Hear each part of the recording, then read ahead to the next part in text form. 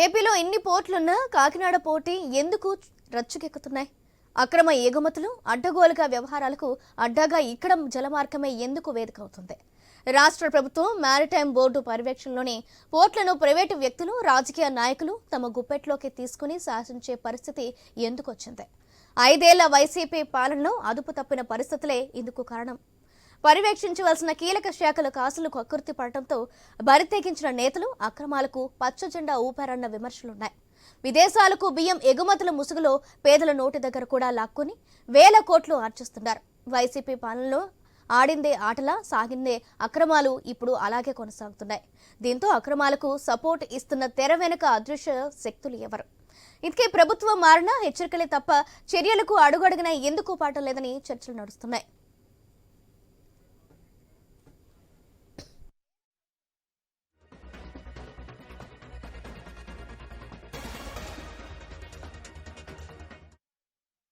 పౌర సరఫరాల వ్యవస్థలోని క్షేత్రస్థాయి లోపాలు కొందరికి ఆదాయ వనరులుగా మారాయి. లబ్ధిదారుల నుంచి కేజీ 10 రూపాయలకు కొనే ఈ బియ్యాన్ని మిల్లుల్లోని పాలిష్ చేయించి పోర్టుల ద్వారా విదేశాలకు తరలిస్తుండగా దండిగా ఆర్జిస్తున్నారు. పర్యవేక్షించవలసిన శాఖలు చూసి చూడనట్లుగా వదిలేయడం, రాజకీయ దన్ను దండిగా ఉండటం, రాష్ట్ర నలుమూలల నుంచి కాకినాడకు అక్రమ నిల్వలు చేరుకుంటున్నాయి. పోర్టు, కస్టమ్స్, మైరన్, పౌర సరఫరాలు, పన్నుల శాఖ, రవాణా, పోలీసులు ఇలా అందరినీ తనిఖీలు నవ్యంగానే చేస్తున్నట్లయితే అక్రమ నిల్వలు ఇన్ని వ్యవస్థలు దాటి పోర్టులోకి ఎలా చేరుతున్నాయనే ప్రశ్నకు సమాధానం లేదు. లంచాల వ్యవహారంలో కాకినాడ పోర్టులోని కస్టమ్స్ కార్యాలయాలు ఉద్యోగులు ఈ ఏడాది అక్టోబర్ 5న సిబిఐకి చిక్కారు. పోర్టు కార్యకలాపాలను పర్యవేక్షించవలసిన కొన్ని శాఖల్లో అవినీతి తారాస్థాయిలో ఉన్న ప్రక్షాళన దిశగా చర్యలు లేకపోవడంతో అక్రమాలు ఆగడం లేదు.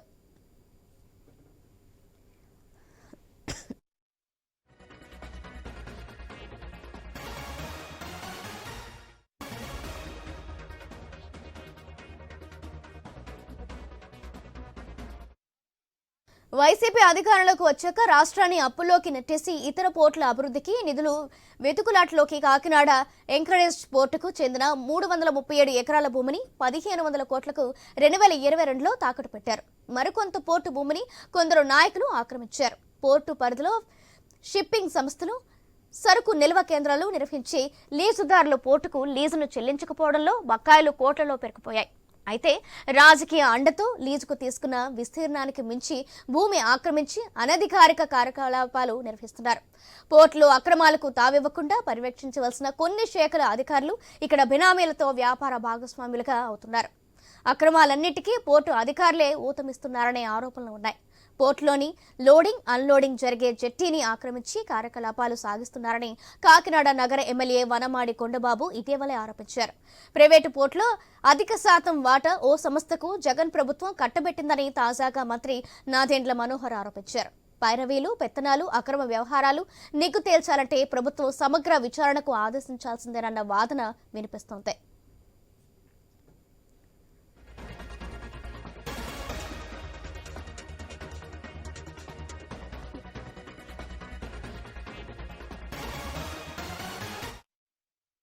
అక్రమ బియ్యంపై AP deputy CM Pawan Kalyan కన్నెర చేసిన తర్వాత డొంకంతా కదులుతుంది. కాకినాడ జిల్లా తుని మండలం కొలబేరు గ్రామంలో 25 టన్నుల అక్రమ బియ్యాన్ని అధికారులు స్వాధీనం చేసుకున్నారు. సివిల్ సప్లై అధికారులు మెరుపు దాడులతో ముఠా గుట్టు రట్టయింది.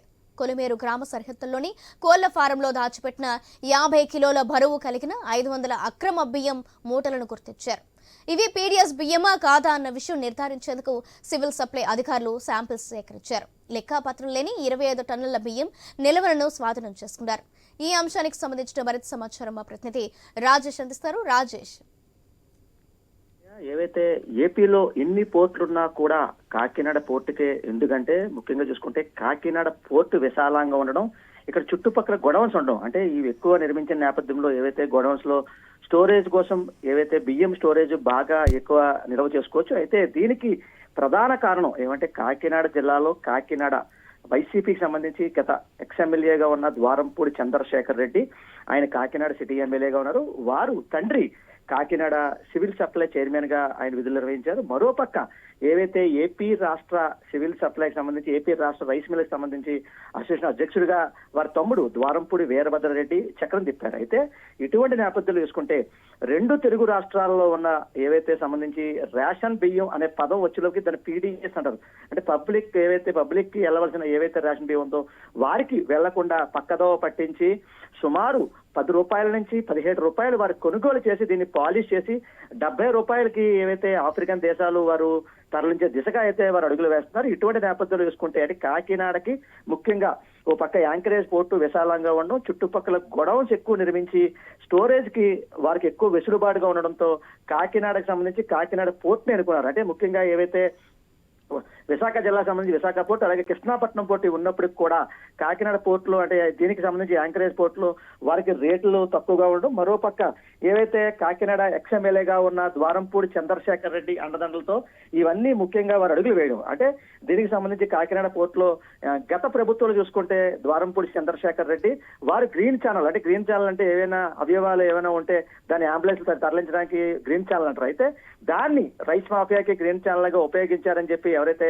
జనసేన అధినేత ప్రస్తుత డిప్యూటీ సీఎం పవన్ కళ్యాణ్ కూడా పలు సభల్లో కూడా వ్యాఖ్యలు చేశారు. అయితే ఏదైతే దీనికి సంబంధించి గ్రీన్ ఛానల్ రూపంలో ఇతర రాష్ట్రాలు రెండు తెలుగు రాష్ట్రాల నుంచి కూడా ఇతర జిల్లాల నుంచి కూడా కాకినాడ పోర్టుకే తరలించే దిశగా వారు అడుగులు వేస్తున్నారు. అయితే దీనికి సంబంధించి ఏవైతే రైస్ మిల్స్ ఎక్కువగా ఉండడం, పంట కూడా ఎక్కువగా ఉండడం, అంటే ఇటు ఉభయ గోదావరి జిల్లాలలో రైస్ అంటే ఆంధ్ర అన్నపూర్ణగా పేరుగాంచిన ఉభయ గోదావరి జిల్లాల్లో పంట ఎక్కువ ఉంటుంది కాబట్టి కాకినాడ పోర్టుకి సంబంధించి సదుపాయాలు ఎక్కువగా ఉంటాయి కాబట్టి యాంకరేజ్ పోర్ట్ లో దీన్ని ఒక మాఫియా డాన్ గా పెట్టినారు. అంటే కాకినాడ పోర్ట్ లో ఏవైతే యాంకరేజ్ పోర్ట్ ఉందో అది అగ్రికల్చర్ పోర్ట్ గా కూడా పిలుస్తారు. అంటే దీనికి అగ్రికల్చర్ పోర్ట్ అంటే ముఖ్యంగా మొక్కజొన్న అలాగే గోధుమలు బియ్యం ఇటువంటి అన్ని అగ్రికల్చర్ కి సంబంధించి ఈ ప్రోడక్ట్స్ ఏవైతే దీనికి ఇక్కడ యాంకరేజ్ పోర్ట్ లో అయితే ఓ పక్క దిశగా అయితే అడుగులు వేస్తారు. అయితే దీనికి సంబంధించి అంటే గత ప్రభుత్వాలు చూసుకుంటే ఏవైతే 1,30,00,000 టన్నులు రైస్ అయితే ఎక్స్పోర్ట్ అయితే అయ్యింది. అయితే కాకినాడ పోర్టుకి సంబంధించి ఓ పక్క ఏవైతే అంటే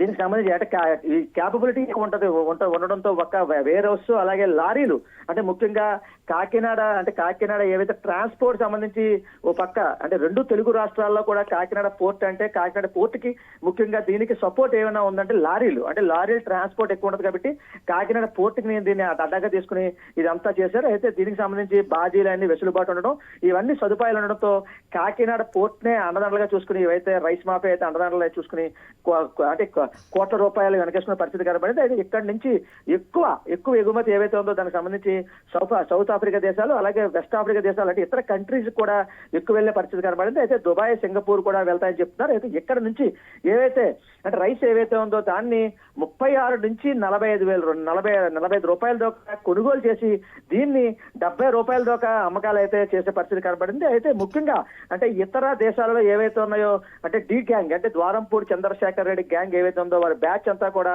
అక్కడ ముఖ్యంగా వినోద్ అగర్వాల్ అలాగే వారి అనుచర వర్గం ఏవైతే ఉందో వారికి అక్కడ సొంత గొడవన్స్ ఉండడంతో ఓ పక్క అక్కడ సొంత గొడవన్స్ ఉండడం వారికి సొంత బ్రాండ్స్ కూడా ఉండడంతో దానివల్ల వీరి వ్యవహారాలు చక్కబడే పరిస్థితి కనబడింది. అయితే ముఖ్యంగా దీనికి సంబంధించి కూటమి ప్రభుత్వం ఏర్పడ్డాక ఖచ్చితంగా ఏవైతే కాకినాడ పోర్టుకి పేదలకు అందవలసిన బియ్యం పేదలకే అందాలి, ఖచ్చితంగా పక్కదో పట్టకూడదని చెప్పి ఎవరైతే డిప్యూటీ సీఎం గా ఉన్న పవన్ కళ్యాణ్ వారు చెప్పడం జరిగింది. అలాగే సివిల్ సప్లై మంత్రిగా ఉన్న నాదెండ్ల మనోహర్ కాకినాడ పర్యటన నేపథ్యంలో అప్పట్లో కూడా కేసులు కూడా నమోదు చేశారు. అయితే తరచుగా ఇదే ఘటనలు జరగడం అంటే ఇతర మన రెండు తెలుగు రాష్ట్రాల నుంచి కూడా ఇతర నియోజకవర్గాల నుంచి అలాగే ఇతర రాష్ట్రాల నుంచి కూడా రావడంతో అంటే కాకినాడ పోర్టుకి ఎందుకు తరలిస్తారని చెప్పి ఒక పక్క నిఘా పెట్టిన నేపథ్యంలో ఏవైతే సివిల్ సప్లై కార్పొరేషన్ గా ఉన్న తోట సుధీర్ కూడా కాకినాడలో ఉన్న నడకుదురులో లావణ్ ఇంటర్నేషనల్ కంపెనీలో కూడా వారు తనిఖీలు చేశారు. అయితే అప్పట్లో కూడా 5 లారీలు గుర్తించడం అలాగే ఒక పక్క ఏవైతే పీడీఎస్ రైస్ గుర్తించడం దీనిపై శాంపుల్స్ కూడా సేకరించారు. అయితే దీనికి ముఖ్యంగా చెప్పాలి అంటే గత ప్రభుత్వంలో గ్రీన్ ఛానల్ రూపంలో ఉన్న ఏవైతే ఓ పక్క సివిల్ సప్లై అధికారులు కానీ పోలీస్ అధికారులు కానీ వారికి సపోర్ట్ గా ఉండడం దాన్ని రేషన్ మాఫియాగా చేసుకోవడం కూడా ఏవైతే ద్వారంపూడి గ్యాంగ్ చేశారని చెప్పి ఒక పక్క ఎవరైతే డిప్యూటీ సీఎం పవన్ కళ్యాణ్ కూడా వ్యాఖ్యలు చేసే పరిస్థితి కనబడింది. అయితే ముఖ్యంగా చూసుకుంటే దీనికి సంబంధించి ఏవైతే 13 మందిపై కూడా కేసులు కూడా నమోదు చేశారు. అయితే దీనికి కేసులు కూడా నమోదు చేశారు.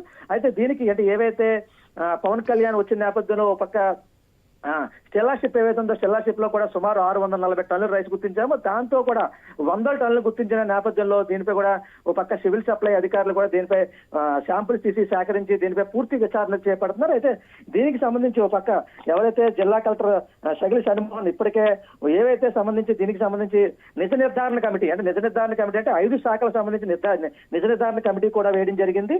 అయితే ఐదు శాఖలకు సంబంధించి ఓ పక్క ఎవరైతే civil supply, revenue, port, police, customs అంటే ఈ ఐదు శాఖల ఏవైతే నిజ నిర్ధారణ కమిటీ ఉందో దీనిపై పూర్తి విచారణ చేసి అంటే దీనికి ఏవైతే స్టోరేజ్ రైస్ అంటే పీడిఎస్ రైస్ దానిపై అయితే గుర్తించాలి. అయితే సీఎం ఆదేశాల మేరకు సిట్ అధికారులు కూడా ఒక పక్క ఎంక్వైరీ చేసి దీనిపై అంటే ఎంత మంది అధికారులు ఉన్నారు, దీనిపై ప్రజాప్రతినిధులు వెనకాల ఎవరున్నారని చెప్పి దీనిపై అయితే పూర్తి విచారణ అయితే చేపడతారని చెప్పుకోవచ్చు. అయితే కాకినాడ పోర్టుకి సంబంధించి పీడిఎస్ రైస్ ఎగుమతికి ఇప్పటికైనా ఫుల్ స్టాప్ పెట్టాలని చెప్పి దానిపై అయితే డిప్యూటీ సీఎం అడుగులు వేస్తున్నారు. అయితే దీనికి ఖచ్చితంగా ఓ పక్క కళ్ళు వేసే పరిస్థితి కనబడింది. అయితే ప్రధానంగా చూసుకుంటే ఇప్పటికే విచారణ చేపడుతున్న నేపథ్యంలో ఓ పక్క కాకినాడ జిల్లాకు సంబంధించి కాకినాడ తులి నియోజకవర్గం తులి మండలం ఏవైతే ఉందో కొలిమేరు గ్రామంలో కూడా 25 టన్నుల అక్రమ బియ్యం కూడా పట్టుకునే పరిస్థితి కనబడింది. అయితే సివిల్ సప్లై అధికారులకు వచ్చిన సమాచారం మేరకు మెరుపు దాడులు చేయడంతో ఓ పక్క ఏవైతే ఈ యొక్క గుట్ట అయితే రొట్టె అని చెప్పి ఓ పక్క అంటే కొలిమేరు గ్రామ సరిహద్దుల్లో అంటే గొడవన్స్ లో పెడితే తెలిసిపోతుందని చెప్పి కోళ్ల ఫారంలో అయితే 50 కేజీలు బరువున్న సుమారు 500 బస్తాలు అక్రమ బియ్యం మూటలు కూడా గుర్తించారు. అయితే ఇవంతా పీడిఎస్ బియ్యం కాదా అని చెప్పి దానిపై అయితే ఓ పక్క సివిల్ సప్లై అధికారులు శాంపుల్స్ తీసి దీనిపై అయితే పూర్తి విచారణ చేపడుతున్నారు. అయితే దీనికి సంబంధించి ఏవైతే 25 టన్నుల రైస్ ఏవైతే ఉందో దానికి బిల్స్ లేవు, ఏవైతే అక్రమ పత్రం లెక్క పత్రం లేదని చెప్పి ఇప్పటికే ఓ పక్క సివిల్ సప్లై అధికారులు చేపట్టే పరిస్థితి కనబడి చెప్పుకోవచ్చు. Right, thank you Rajesh.